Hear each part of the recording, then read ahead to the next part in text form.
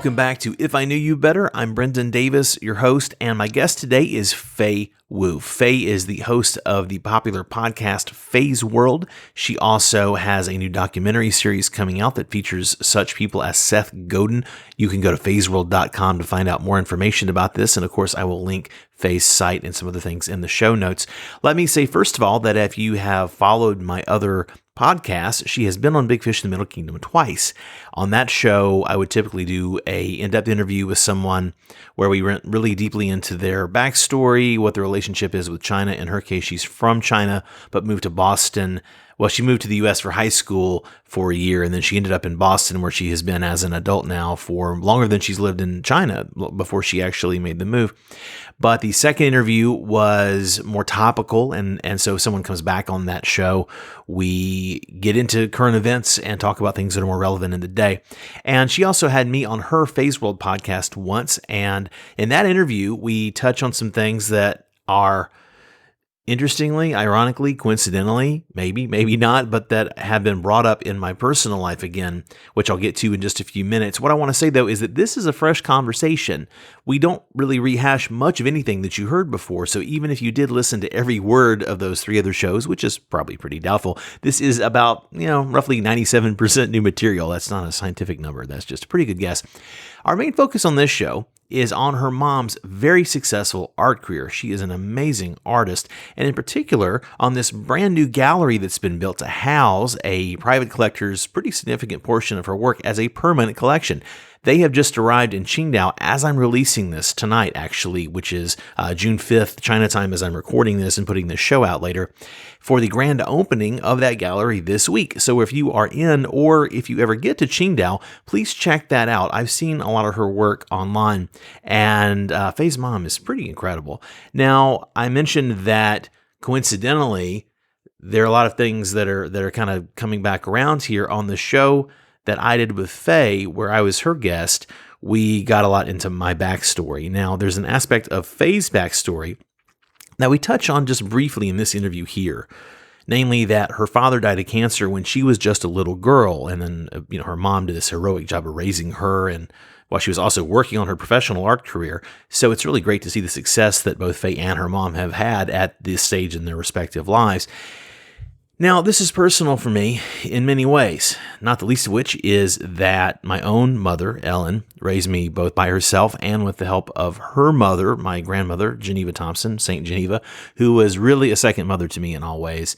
And not to put too fine a point on this right now, for reasons that will become clear in just a moment, but this was out of necessity in my case, frankly, due to an absent father. Now, he was absent at first because she left him for some good reasons that I'll talk about again at a later date and a more appropriate date. And then later, he was absent for his own reasons. And we reconnected for a few years when I finished high school and started college.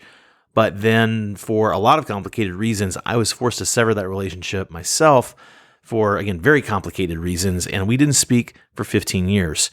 And, in case you're judging based on limited information, I understand, but at an appropriate date, and I keep using the word appropriate for a very good reason, we'll come back to this.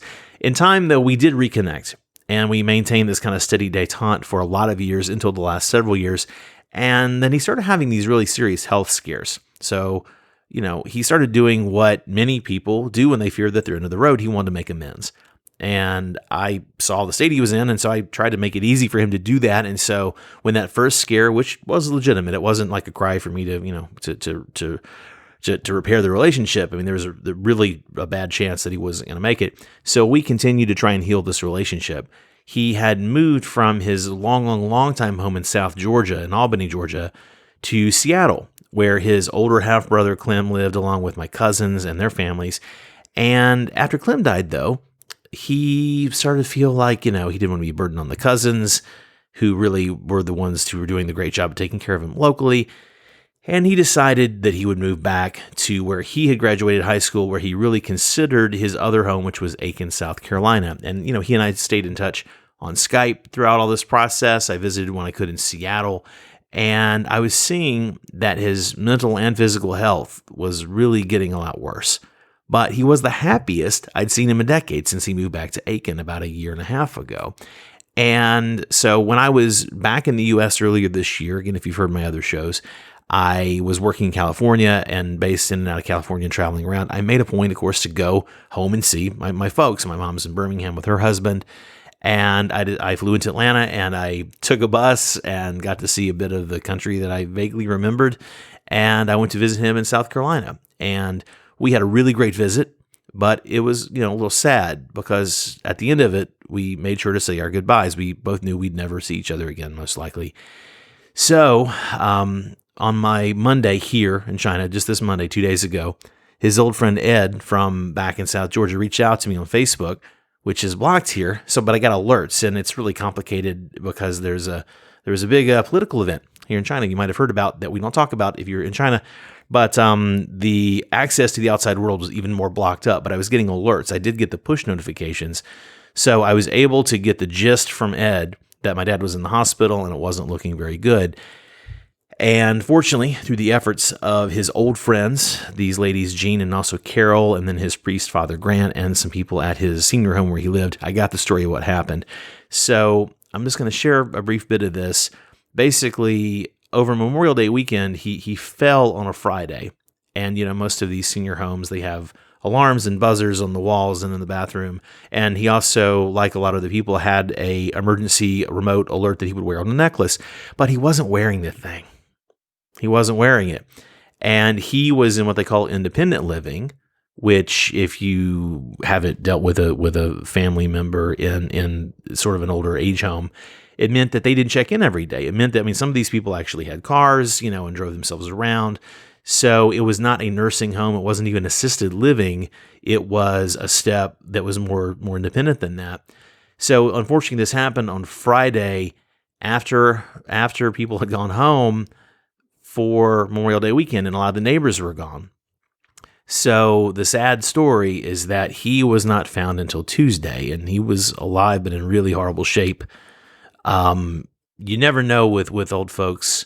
They say, "Oh, I fell and broke my hip," and as an orthopedic surgeon, father of a friend of mine once said, most old people actually break their hip, then they fall.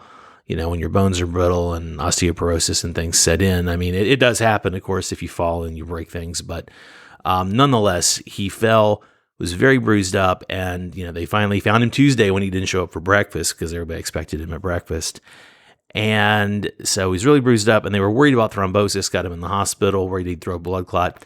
And as they continued to check him out, they found first that he had prostate cancer that was very advanced, and then they found out that he had terminal lung cancer, and they said that regardless of what had happened to him, even if that had not happened, he probably had 3 or 4 weeks to live. So, and he didn't smoke. He smoked as a young guy, but he hadn't smoked in decades, and so, but he used to say, how you get lung cancer. So he spent 4 horrible days helpless in his room, which just kills me to think about that he couldn't get any help. And then he spent a week in the hospital receiving palliative care, which brings me back around to FEI. And so she and I had a follow-up call today. She saw my post that I managed to make on social media to announce this about him, because he died Monday night. I found out Monday afternoon, and then Monday night, which was Monday morning his time, is when he died. And so I talked to her today, remembering the story of her dad in brief from before, and I wanted to discuss her dad's end days. And so she told me that, seeing how he was suffering, because he died of pancreatic cancer, that made her really passionate about the subject of palliative care. And that's why I'm doing this giant, very, very sad intro, frankly, for what is a fun interview. This is a great fun interview with FEI. I should probably put a note in the show notes. If you only want to laugh and have fun, skip the first 10 minutes because we're almost done here. But on her Phase World podcast, she has had many excellent interviews and provides resources on this subject of palliative care. So, easing the suffering at the end of life and having the quality of life be the best it can be. So if you have aged relatives in your life, or maybe you're getting up there in years yourself, I've got a wide range of people who listen to these shows. And if you have not developed a plan for what you want to happen, and you haven't put that in writing, You have to put it in writing, and depending on where you live in U.S. states, they have different rules state to state. And of course, around the world, who knows what all the rules are depending on where you live.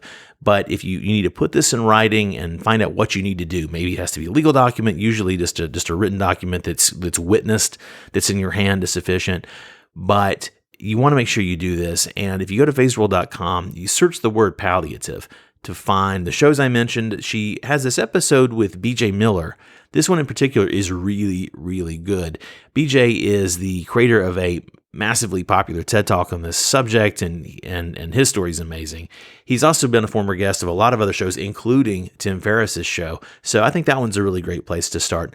Look, I'll have more to say about my father at a later date and in a more appropriate context, but I just really want to stress this. First, I want to say it. So I hope that you get the help you need if you're ever in this difficult kind of a situation and you have to deal with this issue. For now, though, I hope you enjoy this very wide-ranging, and I promise you lots and lots of fun, great energy, and very thoughtful talk about many other things, including her amazingly resilient and dedicated mother with Fei Wu. Well, I am very happy to be here with Fei Wu. Fei, how are you doing? I'm doing well, Brendan. So glad to be here with you in Beijing. It's magical. I am thrilled to have you here in the headquarters of If I Knew You Better and the other shows. And I will have said this in the introduction that I haven't recorded yet, so we're going back in time or jumping ahead. But of course, we know each other now for a while, for a few years. And I've been on your show, you've been on my previous show, and twice actually. So we did the deep dive on the original Big Fish. So we have your whole kind of background and deep story there. But for the sake of this audience hearing this for the first time, so they don't have to stop and listen to another podcast, can you kind of give us just the short version of your backgrounds? Yeah, my background is I'm actually originally from here in Beijing. And I left the country when I was 17 with a number of other students to attend a private school in Maine called Freiburg Academy. And I was an exchange student at the time, all of us. I wasn't sure how long I would be staying, but I ended up going to college there and thought I would work a couple of years, maybe come back. But here I am spending nearly 20 years in the US, but recently building a more, much closer relationship with sort of the China headquarters for me, and then trying to see if there are any opportunities for me to kind of grow myself and my business. So we were talking before we officially got started about how to frame this. And as I've talked to you with this new show, what I'm wanting to do is to talk to people who I want to know better and ask the kind of questions that assumes that maybe we even know each other more. Now, I already have a lot of background on you. We've had a lot of good conversations. So today we're going to focus on a handful of main areas of what's going on. And my first thing I'm really interested to know, what's it like for you in general, being back here? What are your observations? And of course, you've been back and forth a lot, but in terms of being back here, trying to be integrated into China, circa 2019, and your home in the States is in Boston, so you're in a major city and near other giant cities like New York. So, what's it like for you being here just in general? And we'll kind of get into it that way. I think now in my mid-30s, my feelings of being in China really changed quite a bit. And even my feelings towards Chinese things, such as food or culture, while I'm in the US, changed. I feel that I'm much closer to my culture, that I really appreciate a lot more, and I miss it so much more. And I just remember, not even when I land, in my home, even as I feel like when the plane is descending, right, and you see the fog sometimes, and, there's part of me really feels like, wow, I'm home. And I don't think I had that feeling as much when I was 17, being so excited to be in LA. And, I feel like I just want to feel like an American kid. And I didn't want the baggage of, the schooling that I had and just trying to reinvent myself. And now I feel like I'm going back to my roots in a way. And, so recently, usually when I come back to China, it's basically just Beijing with periodic trips to Canton or Guangzhou, where the other half of my family's from, my dad's side of the family. but didn't really quite explore much of everywhere else. But recently, because of my mom's work, I ended up going to Zhuhai, Shanghai, Taihu. Taihu is in Suzhou, which is not too far from Shanghai, and Beijing, and even Liaoyang, which is in Dongbei province. And very soon, my mom and I are going to Qingdao to go to her art exhibit. So I'm really re-exploring China based on my memory alone from when I was much younger really wasn't enough. And now it's so exciting to be here. Well, let's talk about that to start with, because your mom is a very well-regarded fine artist, and there have been some interesting developments with that. So what's been happening? Let's talk about this first, this Qingdao excitement. So about 3 years ago, she sold her A Dream of the Red Chamber collection to a businessman who's really into cultural development and real estate and all that in Qingdao. This was 3 years ago. And this is based on the famous novel. Yes, the very famous novel, the four sort of most famous, series, the four series, yeah. And she completed this series, her collection, in 1985. And the whole thing took her about 10 years. So she started when she was, in her 20s in 1975. And I was born in 83. So she basically finished nearly 500 different characters from Dream of the Red Chamber, which only the text version of the book existed. Mm-hmm. So when she's imagining what they look like based on the descriptions and the knowledge, the research she could do, things like that. Yeah, exactly. And for an artist in her 20s to attempt something so... And this is many years before the internet. So you're going through books and you're probably looking at museums and you're finding references for clothing and such. Yeah. And sometimes it's so hard to imagine your own mother, who is, she's 5'2", to paint the picture, she's 5'2", she's maybe like 120 pounds, right? And to imagine her so many years ago being this young woman that nobody really noticed much, and she said she immersed herself in libraries all day, every day. And she was also working. She was someone, probably sounds very familiar to creators, who stayed up until 3 a.m. and painted every day because it was worth it to her. And she wanted to do something, kind of beyond her peers. I don't know where she got the drive from. It's kind of incredible. That's amazing. Yeah, she had to have such a force of inner power to do that. Yeah. Where did she come from? What was actually her history? Her roots. So she was born and raised in Beijing. Okay. Her dad's side of the family is from Shandong. Mm-hmm. And her mom, my grandma, was also born and raised in Beijing. Okay. Yeah. And you said your dad was Cantonese in that side of the family. So he was from Guangxi, which is the province next to Guangdong. Mm-hmm. And most of his family still live in, basically kind of split between Guangdong and Guangxi right now. Nice. Yeah. How do you think those two aspects of your background influenced you? First of all, my mom's side of the family did not support their marriage at the beginning at all. Didn't support their relationship because it's so far away. Yeah. Back then the train would take days, and the flights would cost a lot of money. Money probably back in the day. Yeah, absolutely. For most people to do on a regular basis. Yeah, exactly. So I think, how has that, nobody really asked me that question before, of what is it like to have parents who came from the kind of very distant places? Because I think most people don't realize how vast and how huge China is. That's what I want to know, because you're telling me that this is basically saying that mom's from Maine and dad is from San Diego. Yeah, to give people a reference here. Exactly. I really love it because being born and raised in Beijing, I feel like I'm just a Beijinger, of course, by blood, by birth. But as I was growing up, the teachers or my classmates who say that I didn't look like I'm from here. And in fact, what's really fascinating is every time I traveled to Canton or Hong Kong, people will walk up to me and speak Cantonese immediately. They assume that you're Cantonese. You speak Cantonese. Yeah, they assume that I'm Cantonese. I guess, when I was growing up, I really looked a lot like my dad. And so that was always fascinating. Now when I'm in the US, like when I go to Chinatown, people also immediately speak Cantonese That's to so me. funny. Yeah.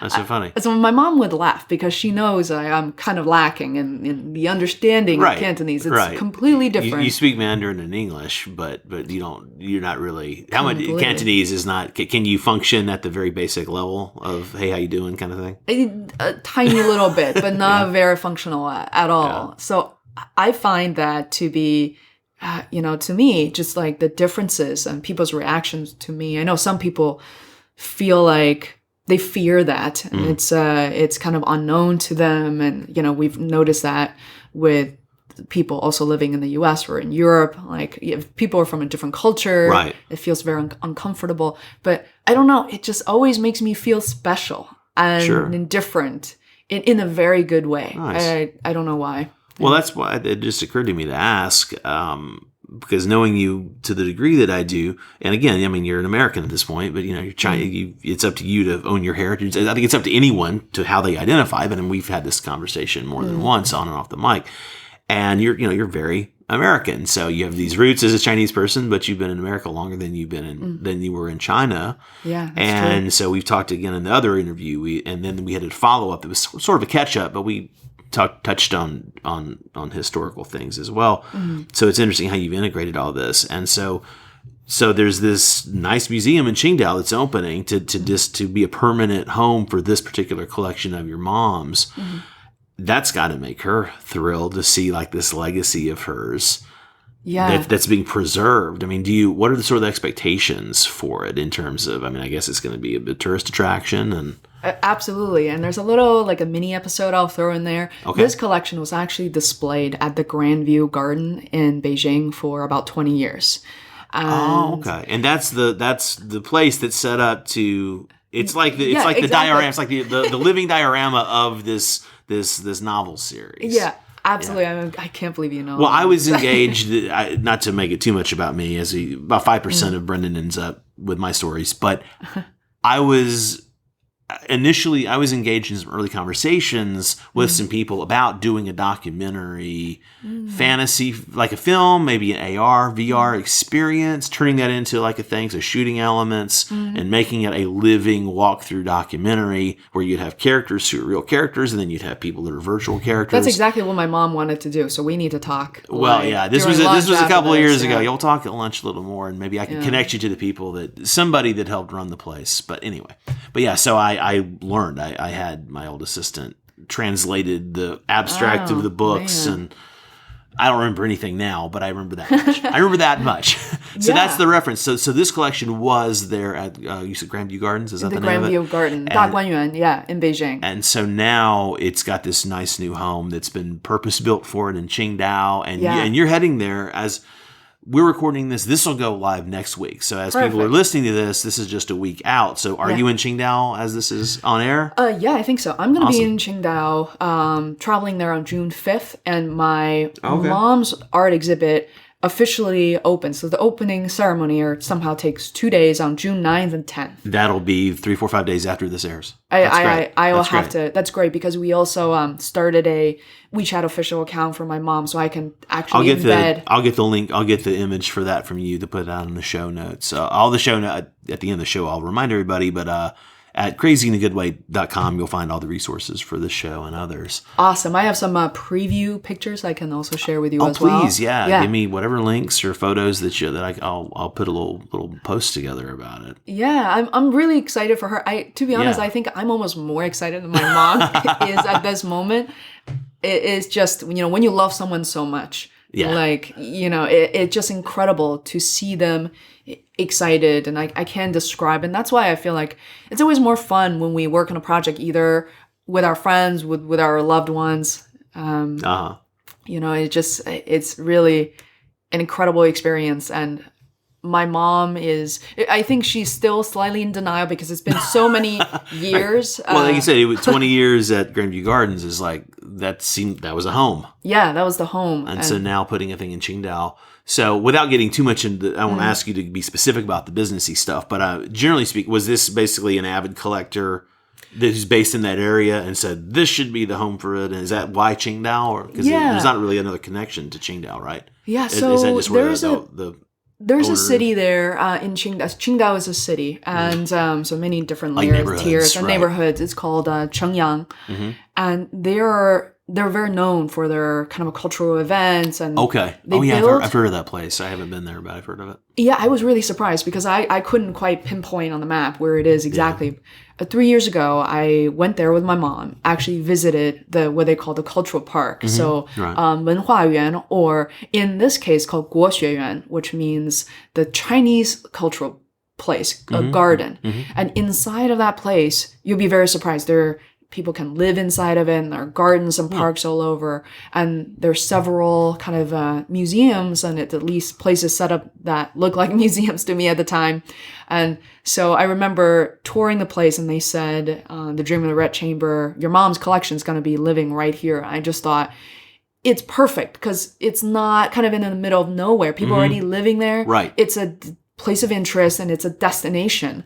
That's beautiful. Yeah. So it's to answer your question, the person is definitely a collector, but he's also very successful in real estate, and he really wants to focus on more cultural projects. As you know, the Chinese government is promoting these type of projects to re-engage not only people who are older, but now like a lot of young people, as we have seen in museums. They're in Beijing and Shanghai, they're traveling to these places, organized by almost like field trips. Right. Almost, the kids are there to kind of embrace the culture that happened long before that they were born, Well, that's something that I've always found interesting about China specifically, is that sense of the past. And of course, because the modernization and evolution has happened in such a compressed time frame in the last 40-ish years, people are connected to these, older epics. And again, this has been covered by us and many other people talking about China. I've certainly done a lot of talking about it on other shows, as I've learned, from my Chinese friends and from being here and traveling around. But yeah, you see the history. There's a little old lady. We may see her when we go out to lunch, who kind of chills on one of the benches out here near the exit. And I've said before, I think I said this last week on the show, I would love to be able just to chat with her. But like, even if I was fluent as a foreigner, she's never going to have the conversation. Even if she liked me and was chit chatty, she'd never tell me the stories I want to know. But I mean, on her face, she's probably in her 70s, and the stuff she's lived through and seen, it's just amazing. Yeah. And so to have something to have this legacy, I like how there's a real premium placed on honoring your past and integrating that into as you look to the future, as you're saying this, I realize that, our home in Beijing right now, we own the place. It's a condo we've been living in since 2006. And I was just looking because, as I mentioned before, my mom and I haven't really been living there. Yeah, she kind of travels a bit. So you visited her and you bounced around to different places wherever she's visiting. Yeah, she's been, where she's visited. And I noticed something just a couple of days ago, that the place definitely needs maintenance. And we don't have really the energy or really see the purpose in the past few years to say, let's fix this, let's change the refrigerator or whatever. And things starts to really break down and you really need some serious maintenance. And I look at these things and I think about what it's like to be Chinese.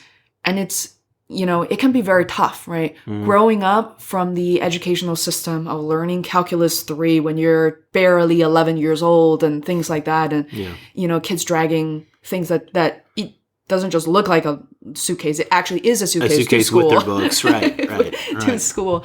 And we lived through that. And we also, in recent years, the things that you get from Taobao is of very high quality. Everything worked, the reviews and all that. But also for the longest time, there are things, for example, when we renovated the place in 2004 and 5, a lot of things didn't really work that well. Okay. It wasn't very standard. The bookshelf we bought broke down like a month later. Yeah. It was funky. That case by my door, if you hit it the wrong way, it'll just fall apart.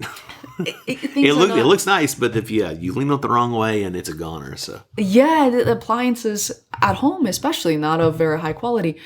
But in the U.S., I feel like people expect things to be perfect, and we sure do bitch about it if it's not. Exactly, and little kids are conditioned for things, for certain level of customer service, for things that last for a long time. Right. But meanwhile, I was born and raised in an age where this wasn't available to me. Right. So we have to navigate so many different things. And maybe what I'm trying to say is that we became more versatile and a little Right, more, little smarter that way. Sure. To work with things that didn't always work. I don't know. Things doesn't really trigger us as much. I'll use an example of this tiny little petite Chinese woman I met at my old company, Arnold, and we walked past each other a few times, walking very quickly. I didn't really say hi, and then we got to know each other. I thought she was Japanese, but she turned out to be Chinese. And, she talked about how difficult and challenging sometimes it was for her to get a work visa, applying, getting a number at the U.S. Embassy in Beijing, wait in line, the appointment was canceled. I mean, just by hearing that story, it was so headachy. Yeah. And she just had this smile on her face. She's like, Faye, that's what everybody goes through, and that's okay. I'm not bothered by it. Right. And I thought that is something for me to learn, because sometimes I get very frustrated. Sure. Expecting things to You're very always American. Work. Yeah, unfortunately. So no, I am too. I have to remind myself constantly to not be an ugly American or an ugly anybody, because I love my country despite the things I don't like. But yeah, I still have a Chinese passport to. Oh, you do? Yeah, I do. No, I can only have one, so I choose to keep my Chinese passport. Oh. The DD driver was asking me the same thing, like, "Oh, Americans so rich." I'm like, "Not really." And he's like, "Are you a U.S. citizen?" I said, "No, I'm not. I have a green card." And he's like, "Why?" It's really okay. Well, this is maybe we'll do a follow up and drill into the specifics of that, or I'll ask you at once because I'm curious. But I don't know if unless people are in that particular stream, they might not want me to make the show about that. Although I might. Watch out, people know. It's only by choice. I mean, you're not forced into, Well, that's pretty interesting. So you've been reflecting a lot about heritage, and you've had opportunity and occasion to look at your mom's legacy and thinking about all of this. And I couldn't help but notice that you've been spending. Again, you're spending more time here, like this trip. You've extended this trip, and it's a longer trip. So looking down the road, I mean, how are you reconciling? Are you feeling drawn back to this place for other reasons than obviously the family connection? I think I really enjoy being here, and my mom is getting older, so there is a family element of it. And but more importantly, I'm excited about the path she's on. At the age of in her mid to late 60s at this point, she's very active, and I'm really very proud of. I know this episode isn't about her, but especially as a daughter, like, who do you look up to? And I think when you look at a daughter's mother, you actually sort of see the trajectory of at least this spiritual path of where the daughter might be traveling to. And I'm very lucky to have someone like her to realize the possibilities. And to be honest, like, ever since I was a little girl, I was like, I could be someone, I could be somebody. And you got that from her, seeing her be such a iconoclastic person. Yeah. And she and we're again we should do an episode with your mom. You probably done. I was like, I want to interview your mom, but I don't know if she speaks much English. And my not Chinese much English, but I could ask her if she wants to. I can go be to your lunch, translator. Right. Yeah, or lunch or something. Right. I could ask her like that. I could tell her how to. She's not without flaws. Nobody is. Sure. We had our arguments, but we are past that now. Yeah. Which is, I really want to be. The way that I look at my future, I really hope that I can spend half of the year in China, the other half in the US, and maybe 3 months, every other city, every other country. So it's exciting because I don't just see myself as who I am or what I'm doing right now as just made a documentary film, or I'm a digital marketer. I help other people develop personal brands, and I also help them develop their website and build all these things. I think just by watching my mom, who is, 30 years older than I am, she's open to all kinds of opportunities. She's she says yes to a lot of things just to explore. So I think we ought to really think about how we want to live our short life, to be able to try different things and be able to say, okay, pull back and say, maybe that's not it for me. And maybe I can try something different, and it's okay. And there's not everything has to work, Absolutely. And you brought up, I was going to segue into that next, actually, speaking of being adventurous and being in the world. So as again, I would have set this up in the intro, but you're a digital marketer by profession and a podcaster extraordinaire. It's how I know you, and you're very active in, and that's another subject, but you're very active in organizing groups of podcasters and helping people to try to crack the Himalaya FM, which is the Chinese version of this. But I'm excited for you, and I'm excited to see more. I've seen some clips, and it looks really excellent. You've made this documentary series. So actually tell me a little bit more about the Phase World documentary, and we're going to dig into that and what you've learned in some of these travels. Sure. I was definitely being on screen wasn't my first choice. I noticed even before we started a documentary, I want to start a YouTube channel. Maybe a lot of people have thought about this. Yeah. And I realized how nervous and uncomfortable and how much trouble like you have to put on some makeup and look, certain clothes. I'm like, I'm just not gonna. You're really used to audio with this. Like the audience didn't hear it. I just had a delivery. Yeah. That we just cut that out easily, seamlessly. Yeah. Right. There was this, and so with audio, it doesn't. I mean, you look very presentable, and I can't do better than this. So, but it doesn't matter because it's easy to adjust to it. So you had to get comfortable with that. That's a big thing, actually. Yeah, a lot of people that's the stopping point right there for most people with this idea. Yeah, exactly. And we talked about just now about how people notice you being different and how that excites me. And I realized that what if I do something that scares me and ended up to be a really good thing? And I as I'm friends with a lot of Cirque du Soleil artists, and so they really taught me how to face your own fear, because many of them, up on a cable, 100 feet up with no other safety net. I mean, they challenge themselves to the core, right? Not just men, but many, many women out there, young women, older women. And I thought, in comparison, this got to be easier. So at the time, I thought I worked really hard the year before. I had some savings, and I could potentially find some fund the project as well. And part of me is like, what? Instead of waiting for an Asian woman to finally be the face, interviewing, sort of entrepreneurs and influencers on a major channel or on any channel in the U.S. broadcasted worldwide. Why couldn't it be me?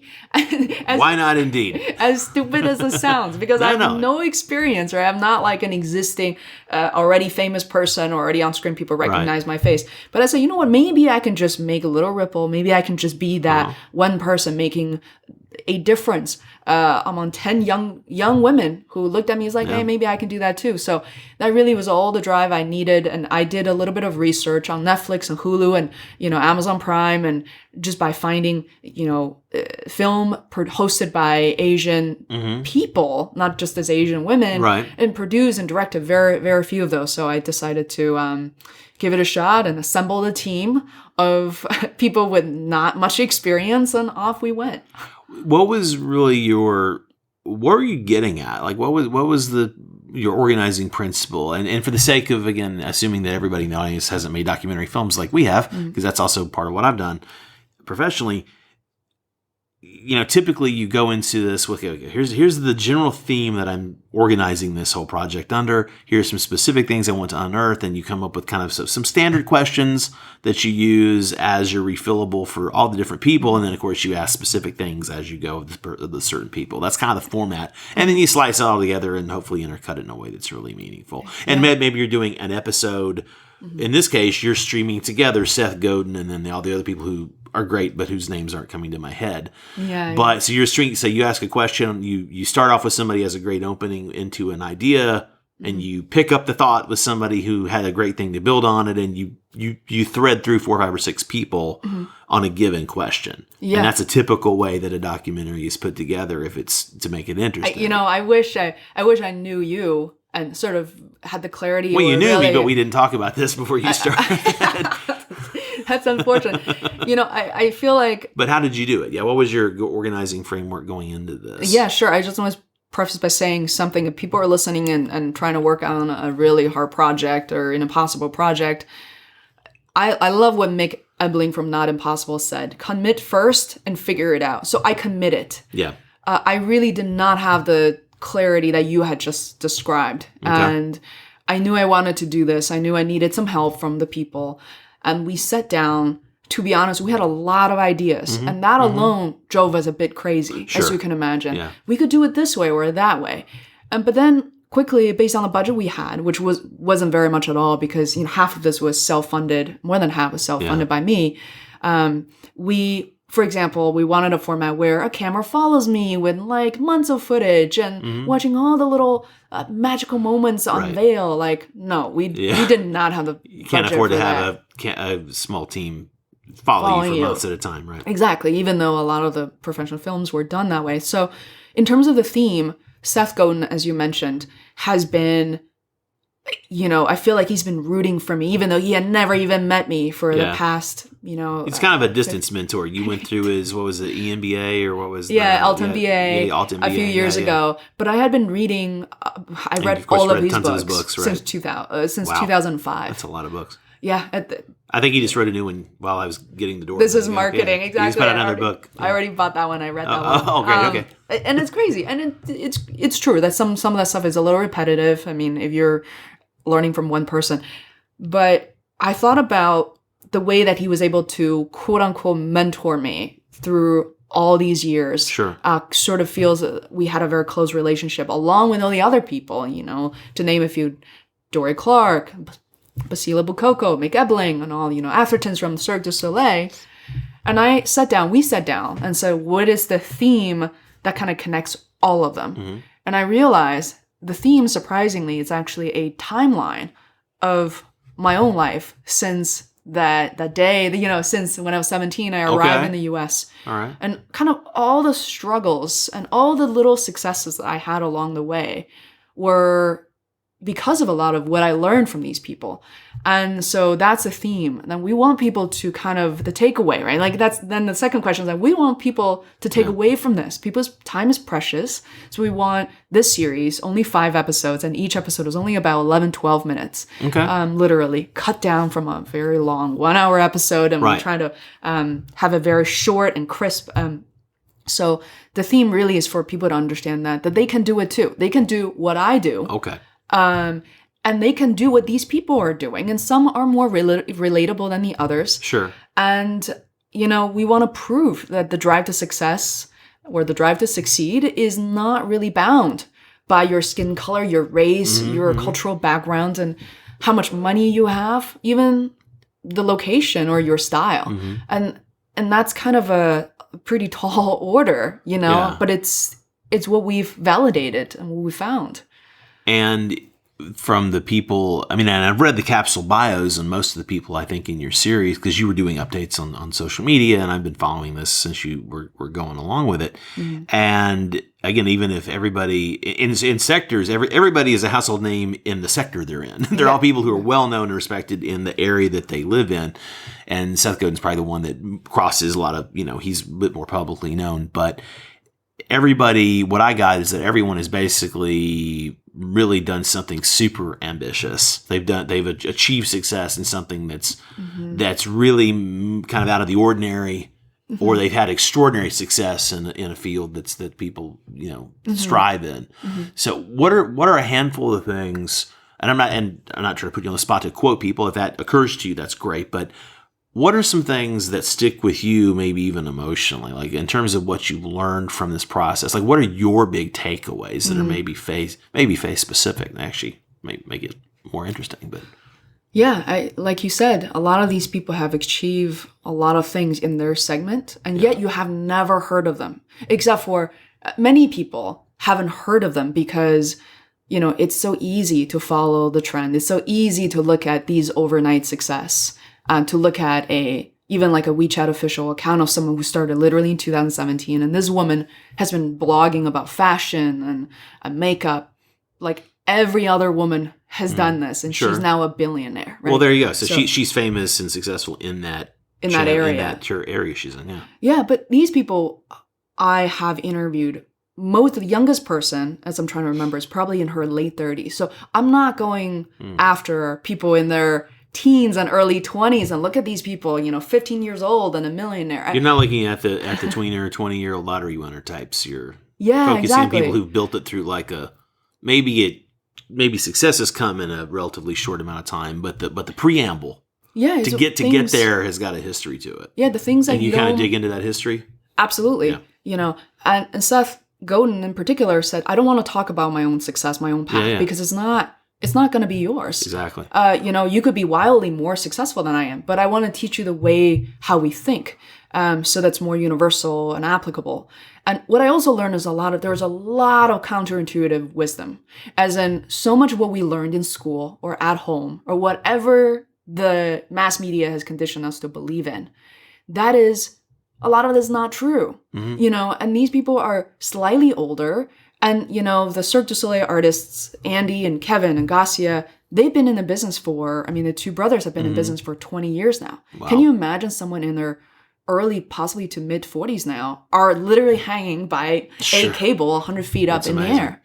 And, you know, it's not an overnight success. Success is measured by decades. And the core of all of this is we're not displaying how much money these people are making, or we're talking about the impact that they're making, the changes that they're making. And all of them are so happy in living their lives. And that's what I love witnessing, you know?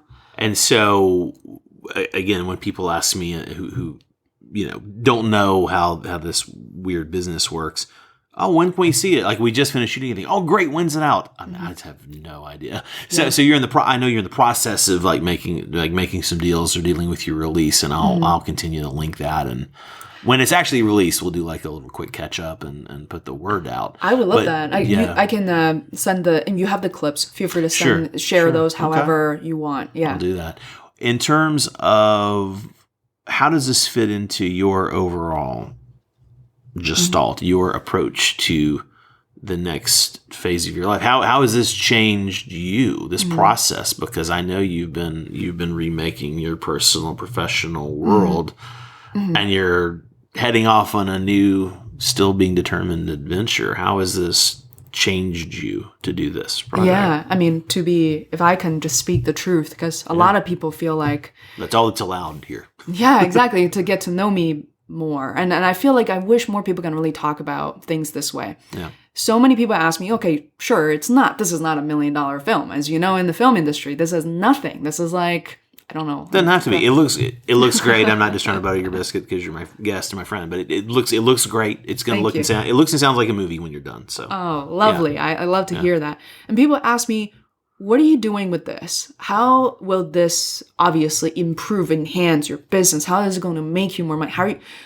So these are the questions. To be honest, when we started, I didn't know. I didn't know for sure. Like, you know, but I will tell you this. While we're shooting the film, or we're still in production, I've gotten several phone calls from my clients who found out through social media that FEI's traveling for this. Yeah. And they asked me so many questions about, hey, I want to produce a documentary. I'm like, you sure about that? Is it just like a promo that you're thinking about? Oh, right. Okay. You know, things like that. But there's a lot of new opportunities. And what I'm trying to say is, like, even though I didn't know the type of impact I could predict, but at the same time, really opened up so many new doors, new relationships. And people think, oh, Face World LLC never had this kind of service before, but now this is something that they do. And maybe they will do that for us. And as crazy as it sounds, and maybe I should really refer many of these people to you instead, is so many people have contacted me. And when I say so many, it's like 12 people contact me. That's not insignificant.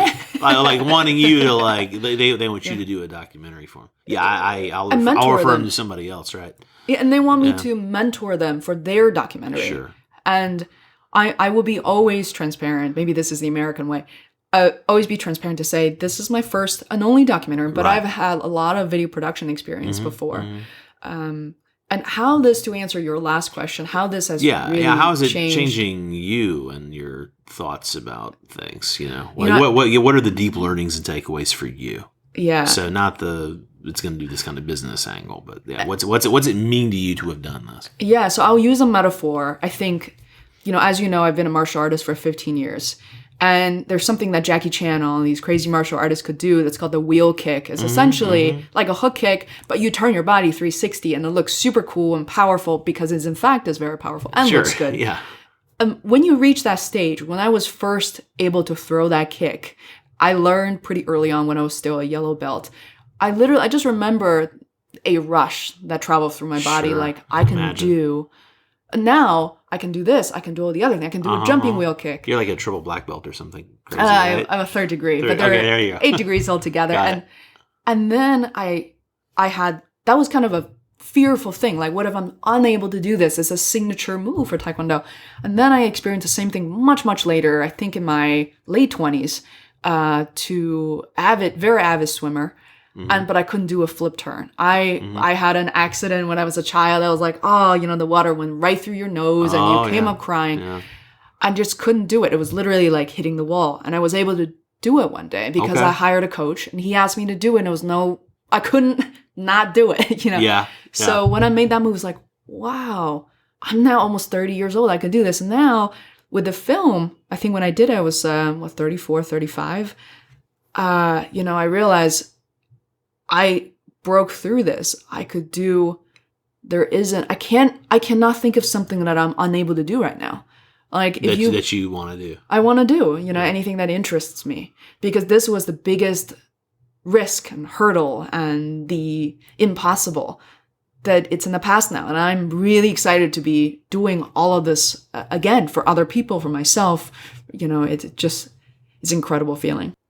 I'm going to ask you a series of questions that you can, sort of like Tim Ferriss has his rapid fire questions, just the short questions, but your answer could be whatever length it needs to be. What's something that you know in your gut is true, or you feel it to be true, but has not been publicly proven to be true to your knowledge?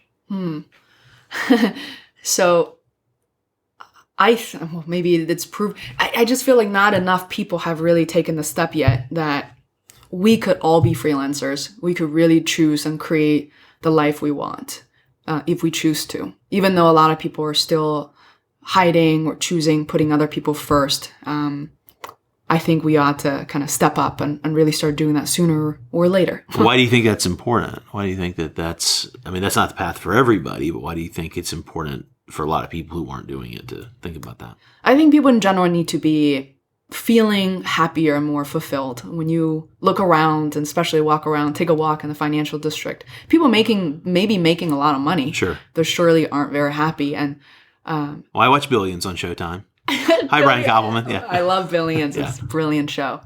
How do you approach dealing with challenges and adversity and such? I think it is challenging. How I deal with it is I've recently, as in a year ago. Wheel kick? You know what? Martial art was a huge thing. Being an international student, a lot of things wouldn't go your way, such as going to a career fair and being liked or being selected for the jobs you want, but then they find out that you don't have a green card or right. Things like that. It's very challenging. Being an international person, sometimes it's as equally as exciting. So martial art helps finding something that moves you and makes you feel happy. And for me, most recently, I started Zumba and Dance Jam, and really, it's just such an incredible thing. Like, I remember one day I walked into class feeling very frustrated about an issue, really. And I saw the smile on my instructor's face, and we danced and sweat everything off for an hour. I literally forgot what I was thinking about before class. That's probably the best advertisement right there for that kind of a thing, is that you go and you figure out your problems and then you get out and you still forgot them. Yeah. And then you go back to, I don't avoid problems. Sure. I go back and But you have a fresh perspective on how to deal with it. Exactly. Is there something that you've been given credit for that you don't think you've fully earned? That's a good question. I feel, maybe that's being a part of being a woman, which I do not encourage women to necessarily feel this way if they truly deserve the credit. But for me, it's exciting for me to hear people, so look up to FEI's World and all these things that I've done. But I know I'm just on a path, and I am extremely relatable. What I've done is very achievable, literally. And, I want people to know that I'm at the same level and we can learn together. That reminds me, there was something, and I won't get into the specifics, but online recently, somebody who knew me back in the day was commenting, seeing some of the posts of my recent travels, which again looks fancy. Paris is always fancy. So even if we're on a tiny, super tight budget, I mean, you're in France, you're in Paris, it looks, it's great.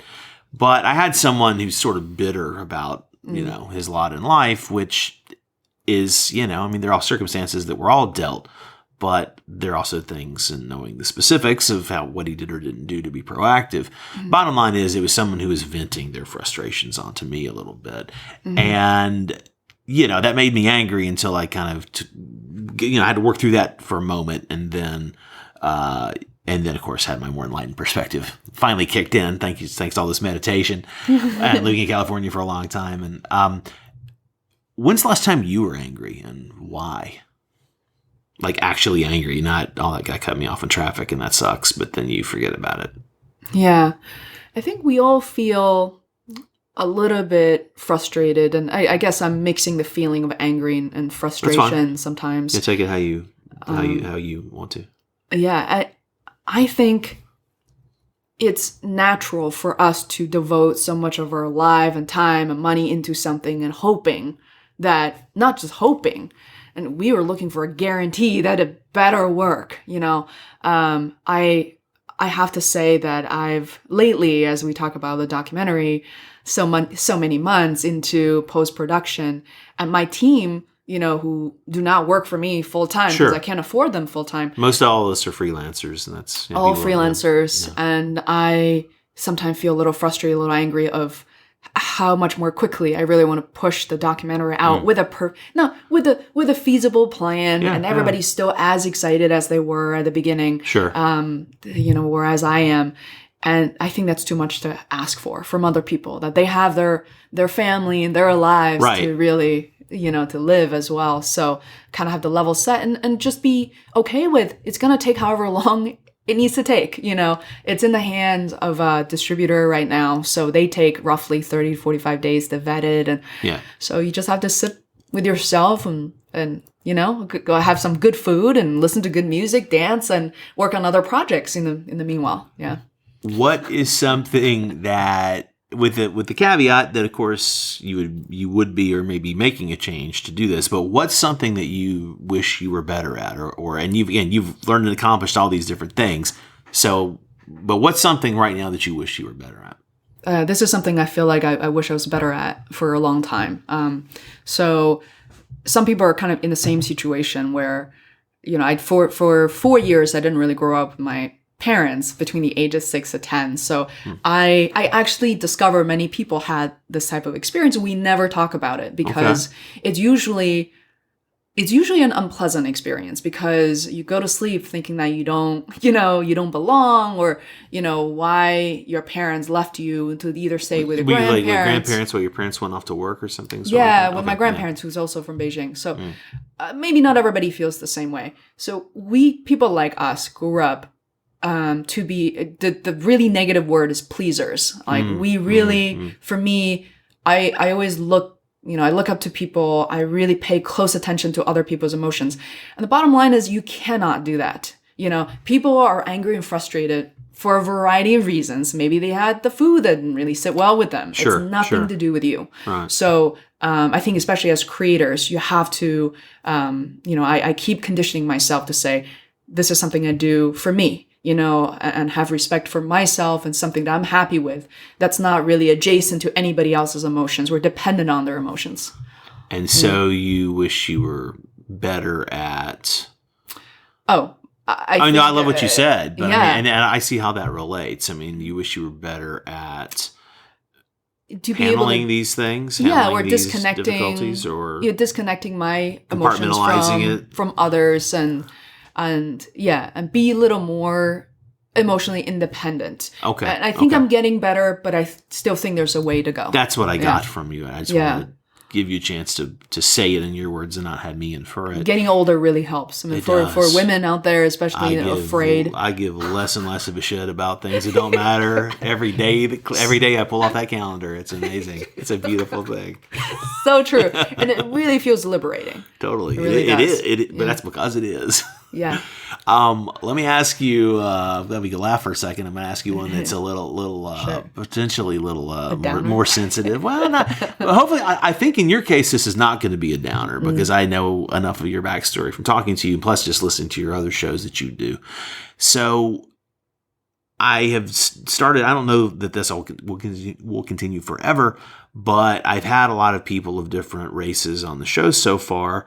And when I do have somebody who's as pasty Caucasian as I am, I'm going to ask them the reverse of this, which has to do with how do they feel like their relative privilege or, has been a benefit. And, that feeds into the question about giving credit, being given credit for things. Have you experienced in a meaningful way? I mean, have you dealt with any challenges? I mean, you mentioned some of the things of not fitting in or whatever, or issues with like a green card and you can't legally work. But have you dealt with any sort of racial animus or things that have been an issue in the recent term? Is this still something that goes on? In the like in where the you US, where you live and travel, example? because you traveled around a lot for your documentary, so it occurs to me that you saw a lot of different cities and probably fairly major, but you travel a lot. Is this something that's still a reality?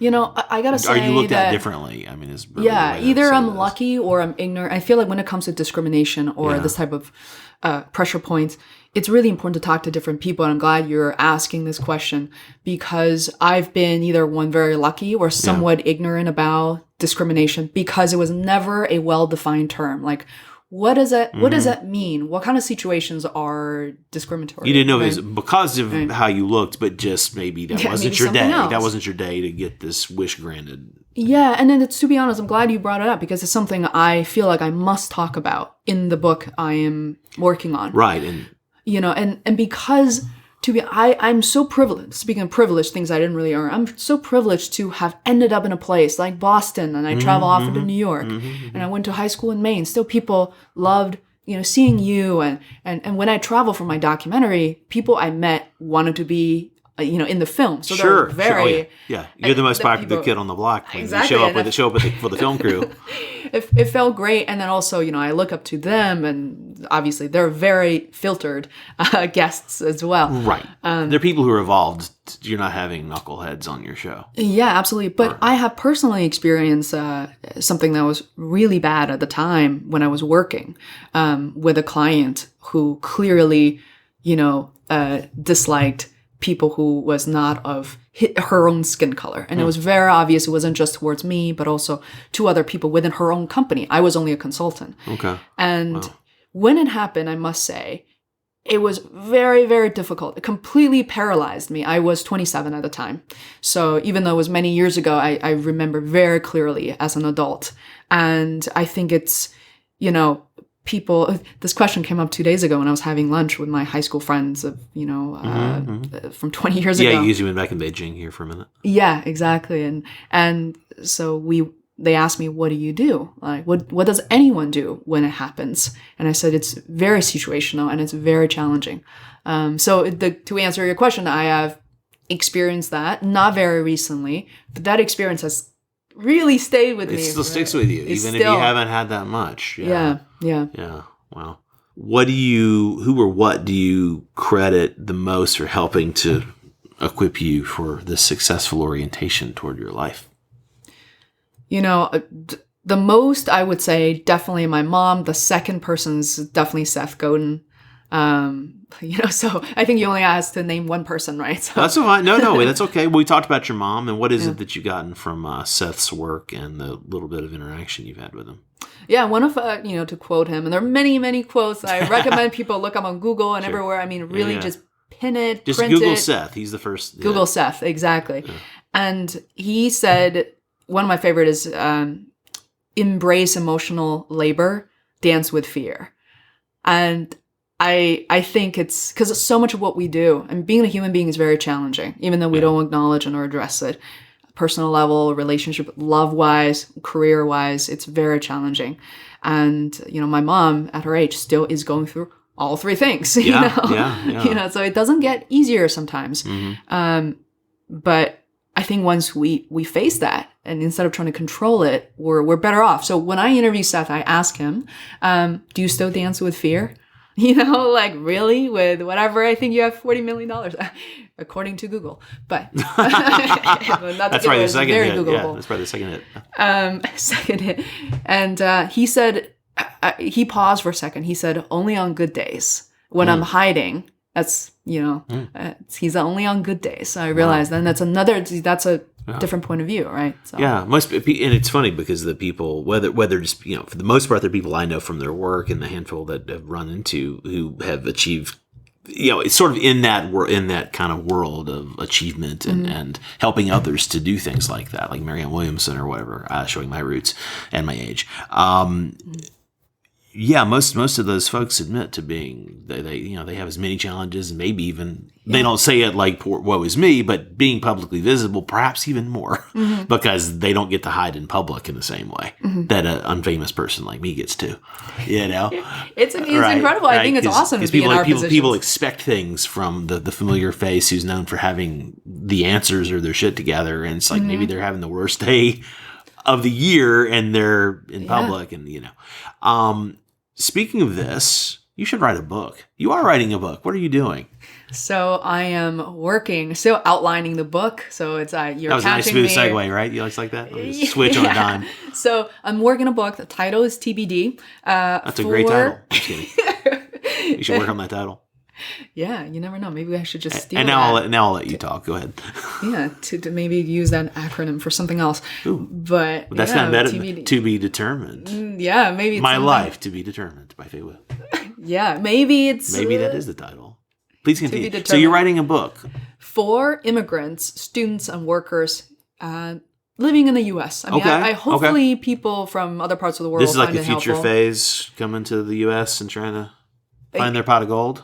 Yeah. I mean, in retrospect of my experience living in the U.S. and trying to be, I observe a lot of people, a lot of things that you probably notice in the years that you've known me. I feel like I'm feeling a lot more sometimes than most other people. I don't ignore a lot of things. So 20 years, I thought to myself, I lived through all those titles. I was an F1 student. I had a F1 student visa. I had an H-1B work visa for the longest time. And in 2015, I finally had my green card. And in the middle of all that, how do I get health insurance? Where do I go as a student? Sure. And my mom came over to the U.S. and was diagnosed with diabetes when she was there. And she almost passed out, and she almost had a kidney failure. Oh my gosh. What do you do? Like, we don't talk about these things. Like, we only talk to international students. And it was so liberating for me to realize that maybe this book can help a lot of people. So I want to write that. I want to interview people who are experts in certain fields. I want to interview real people who have lived through this, because I have been the person that so many people turn to. Yeah, for this type of advice. Yeah. That's a great idea. Yeah, yeah. I mean, I think that's a great idea. I'm not an expert, but I think that's awesome. I think it's a niche. That's a really specific niche. Yeah. It totally zeroes in. Yeah, it's super practical. Yeah, and plus could be super entertaining with all the stories and your stories and the stories of people you'd have in there. I totally see that. Absolutely. Well, we're about to land the plane and go have some food. So, last question. Mm-hmm. What's the best question that I didn't ask you? The best question about yourself. What should I have asked you, or what would I ask you if I was psychic and knew was in your head? Yeah. What should I have asked you about that I didn't ask you? You asked a lot of really good questions, and questions I've never even been asked before in this episode. I'm trying. Yeah. The best question. I even wrote those down myself in Boston on all these little stickers of questions I wish people would ask me to really get to know me and things like that. Yeah. So the things, it's not the things I'm really into these days. People are like, it's just wasted all my time listening to her. No. I love the study of, sort of nature, or really universe, and sort of our own planets, and what is it? Cosmology? Is that what it's called? Sure. Yeah. It's not astrology. I think. Cosmology, like the study of the universe. And it just, at the age of 35, the reason is at the age of 35, I wish we can maybe record a separate episode to really talk about this as well. I think we might have to, but yeah, what has interested you?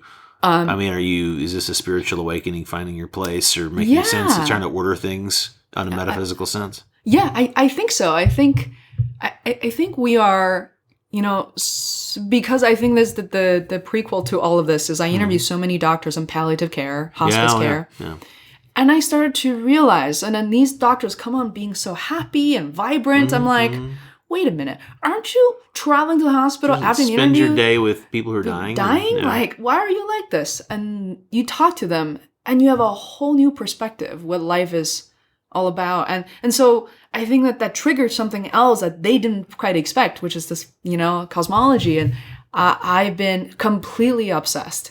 And I'll send you some resources. I think you'll find it absolutely fascinating. Completed by these kind of animation companies based in Finland with a name you probably can never. Norway, you can never say how are these sort of letters even be placed together. But these are those late night California cigarette videos.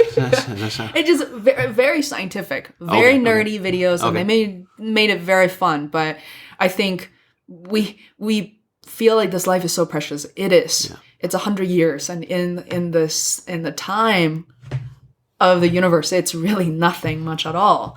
And it's literally a snap of a finger, right? It's kind of meaningless, very meaningful, and also kind of meaningless in a way. And somehow we found each other. We start creating all these things, and it's absolutely fascinating. If I can give people some homework to do based on this kind of ramble of all this, is if you ever question where the universe, or even where the Earth and the universe came from, start Googling and turn on your VPN, I guess. If you're in China, right? If you're in China. Right. Turn on, you will find some really fascinating stuff, like the hydrogens, all these 2, 3, one element that start bouncing off each other, and that's kind of the beginning of all things. Is millions and millions of years before the dinosaurs and stuff. And you're like, who are we? You really think for a second. We're kind of all related in a way. And it's fascinating to me. Awesome. So I lied one more question. Sure. I think this is the last question. Because as you say that, I realize we wouldn't have known each other without the miracle of podcasting. Mm-hmm. What's the best aspect? What's the best thing that's happened to you as a result of getting on a mic? Getting on a mic. Yeah. I completely expanded my network of people. It's not just networking, right, but, finding people like yourself and so many other incredible people who open their doors for me to walk into their house, literally homes, and kind of almost in a way found homes and families all over the world, and being able to learn just extraordinary things. And I feel like, Brandon, you feel the same way, that how much smarter we've gotten just by having a conversation with people face to face and build my business. I mean, I did not expect any of this to happen. Yeah. And it is the best thing I've ever done. Yeah. Awesome. Well, let's go have some food, Faye. Yay! Thanks for coming and chatting. Perfect. Yay. All right, that's the show this week. I apologize again for being such a downer at the beginning, but I hope that you appreciated the context in which I shared all that personal information. Thank you again for listening. Don't forget to visit FazeWorld.com or crazyinagoodway.com for more links and information about this show, her show, my other shows, etc. Thanks again, and I will see you